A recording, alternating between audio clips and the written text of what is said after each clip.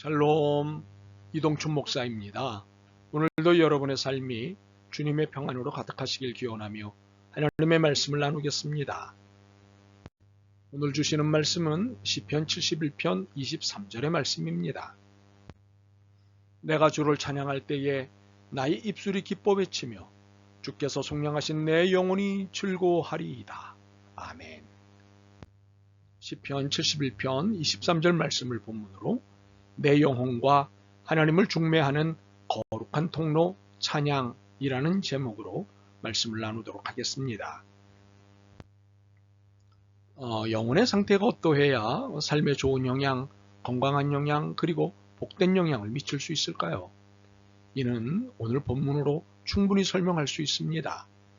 내가 주를 찬양할 때에 나의 입술이 기뻐 외치며 주께서 속량하신 내 영혼이 즐거워하리이다. 무엇입니까? 찬양입니다. 찬양으로 영혼이 흥한 상태에 있을 때입니다. 물론 영혼을 흥하게 하는 것이 찬양만은 아닙니다. 말씀도 흥하게 하고 기도도 흥하게 합니다. 봉사와 섬김, 전도와 선교도 영혼을 흥하게 합니다. 그러나 오늘은 찬양에 집중하겠습니다. 그런데 우리의 영혼을 흥하게 하는 찬양에 대해 본격적으로 설명하기 전에 짚고 갈 것이 있습니다. 찬양에 대한 오해인데 찬양을 감사와 기쁨 가운데 있을 때 하는 것으로 이해하는 것입니다. 그리고 기도는 소원이 있고 괴로울 때 하는 것으로 이해합니다. 아닙니다. 이를 잘 보여주는 것이 시편입니다. 우선 본문이 속한 시편 71편으로 살펴보면 5곳에 찬양에 대해 말씀하고 있습니다. 6절입니다. 내가 모태에서부터 주를 의지하였으며 나의 어머니의 배에서부터 주께서 나를 택하셨사오니 나는 항상 주를 찬송하리이다. 8절입니다. 주를 찬송함과 주께 영광 돌림이 종일토록 내 입에 가득하리이다. 14절입니다. 나는 항상 소망을 품고 주를 더욱더 찬송하리이다. 22절입니다. 나의 하나님이여 내가 또 비파로 주를 찬양하며 주의 성실을 찬양하리이다. 이스라엘의 거룩하신 주여 내가 수금으로 주를 찬양하리이다. 23절입니다. 내가 주를 찬양할 때에 나의 입술이 기뻐 외치며 주께서 속량하신 내 영혼이 즐거워하리이다. 그런데 이 5곳에서의 찬양 이야기 중 6절, 8절, 14절 그리고 22절은 본문으로 읽은 23절과는 분위기가 다릅니다. 6절, 8절, 14절 그리고 22절은 어떤 상황에 대한 애절함이 담긴 분위기입니다. 1절과 2절만 읽어봐도 이 상황을 알 수 있습니다. 여호와여 내가 주께 피하오니 내가 영원히 수치를 당하게 하지 마소서. 주의 의로 나를 건지시며 나를 풀어주시며 주의 길을 내게 기울이사 나를 구원하소서. 어떤 상황인가요? 어려움에 처한 상황입니다. 위기 상황입니다. 절박한 상황입니다. 바로 이런 상황 가운데 찬양을 드리는 것입니다. 6절입니다. 내가 모태에서부터 주를 의지하였으며 나의 어머니의 배에서부터 주께서 나를 택하셨사오니 나는 항상 주를 찬송하리이다. 참으로 이러한 상황에서 드리는 찬양은 탄원과 간구의 찬양입니다. 절박함으로부터 구원받고자 하는 탄원의 찬양입니다. 그렇습니다. 찬양은 기쁠 때만 드리는 것이 아닙니다. 감사할 때만 드리는 것도 아닙니다. 슬플 때도 드리고 공고할 때도 드리고 괴롭고 외로울 때에도 부끄럽고 수치스러울 때도 답답하고 속상할 때도 역경과 고통 중에 있을 때도 드리는 것이 찬양입니다. 이것은 시편 전체가 보여주고 있습니다. 그리고 오늘 읽은 71편이 그중 한 경우입니다. 그러므로 찬양은 특정한 경우나 특별한 상황에서만 드리는 것이 아닙니다. 삶의 모든 형편에서 드리는 예배와 기도의 노래입니다. 이렇게 모든 상황 가운데서 드리는 찬양은 역설적이게도 찬양을 드려야만 하는 이유를 증명합니다. 찬양을 드릴 때 놀라운 일들이 벌어지기 때문입니다.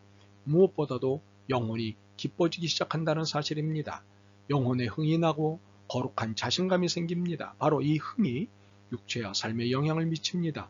풀리지 않는 문제로 긴장해 있던 육체가 평온해지고 삶을 짓누르던 문제들이 풀리는 역사가 일어납니다. 이를 24절이 공개하고 있습니다. 나의 혀도 종일토록 주의 의를 작은 소리로 읊조리오리니 나를 모해하려 하던 자들이 수치와 무한을 당함이니이다. 혹시 너무 강렬한 메시지라 당황스러우신가요? 당황하지 않으셔도 됩니다. 사실이니까요. 시편 기자는 13절에 탄원의 찬양을 드립니다. 내 영혼을 대적하는 자들이 수치와 멸망을 당하게 하시며 나를 모해하려 하는 자들에게는 욕과 수욕이 덮이게 하소서. 그리고 14절에 간절히 찬양을 드립니다. 나는 항상 소망을 품고 주를 더욱더욱 찬송하리이다. 이렇게 드린 찬양의 결과가 바로 24절입니다. 나의 혀도 종일토록 주의 의를 작은 소리로 읊조리오리니 나를 모해하려 하던 자들이 수치와 무한을 당함이니이다. 찬양의 결과는 탄원케 하던 원인들이 제거된 것입니다. 모략을 써서 나를 해치려던 자들이 부끄러움을 당하고 창피를 당하도록 만들어 주신 것입니다. 이처럼 찬양을 드릴 때 영혼이 흥하면서 나를 조이고 있던 문제들이 해결되는 역사를 만납니다. 이것이 찬양의 힘입니다. 물론 기도도 이런 힘이 있습니다. 참으로 찬양은 놀라운 힘을 갖고 있습니다. 나를 모해하려 하던 자들이 수치와 무한을 당함이니이다. 그런데 찬양은 찬양의 힘을 위해 우리에게 한 가지 태도를 요구합니다. 24절입니다. 나의 혀도 종일토록 주의 의를 작은 소리로 읊조리오리니 나를 모해하려 하던 자들이 수치와 무한을 당함이니이다. 그것은 나의 혀도 종일토록 주의 의를 작은 소리로 읊조리오리니 입니다. 종일토록 주를 향해 찬양을 읊조리는 것입니다. 종일 찬송을 드리는 것입니다. 이렇게 찬양 가운데 거할 때 찬양의 힘이 나타나 문제 해결의 역사가 일어납니다. 이것이 영혼의 흥함으로 삶이 흥해지는 역사입니다. 그렇다면 종일 찬양 가운데 거하는 것이 관건인데 어떻게 해야 종일 찬양 가운데 거할 수 있을까요? 무엇보다 찬양을 듣는 것입니다. 출퇴근 시간, 운동하는 시간, 쉬는 시간에 찬양을 듣고 직접 하기도 하는 것입니다. 그리고 혹시 가능하다면 일하는 시간에도 찬양을 들으며 일하는 것입니다. 찬양을 가까이 하는 가장 좋은 방법 중에는 찬양을 들을 때 함께 부르는 것입니다. 물론 듣지 않고 부를 수도 있지요. 이렇게 찬양을 듣고 부르다 보면 이것이 거룩한 습관이 됩니다. 그리고 찬양 가운데 거하는 삶이 됩니다. 바로 여기에 찬양의 힘이 나타나게 됩니다. 문제 해결의 역사가 일어나는 것을 경험하시게 됩니다.